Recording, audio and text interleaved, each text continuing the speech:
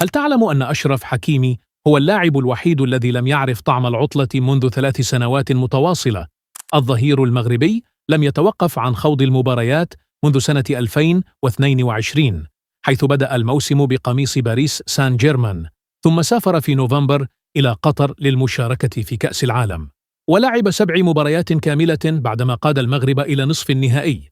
بعد تلك الملحمة عاد إلى باريس ليكمل الموسم ويخوض 39 مواجهة. في صيف 2023 بينما كان كل نجوم العالم يقضون عطلتهم، حكيمي واصل المشوار بالمشاركة في كأس إفريقيا مع منتخب بلاده.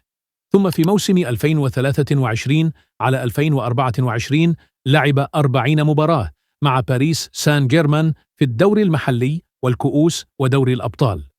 وحين انتهى الموسم وبدأ الآخرون في الراحة، شد الرحال إلى الأولمبياد مع المغرب وخاض كل المباريات الممكنة حتى قاد بلاده للتتويج بالميدالية البرونزية. ثم جاء الموسم الأثقل على الإطلاق، حيث لعب 48 مباراة وفاز بكل البطولات الممكنة بما فيها دوري أبطال أوروبا.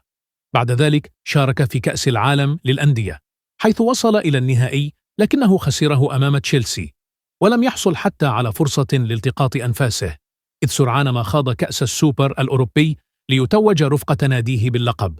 والآن ومع اقتراب الصيف القادم ينتظره تحد آخر يتمثل في كأس العالم مع المنتخب المغربي.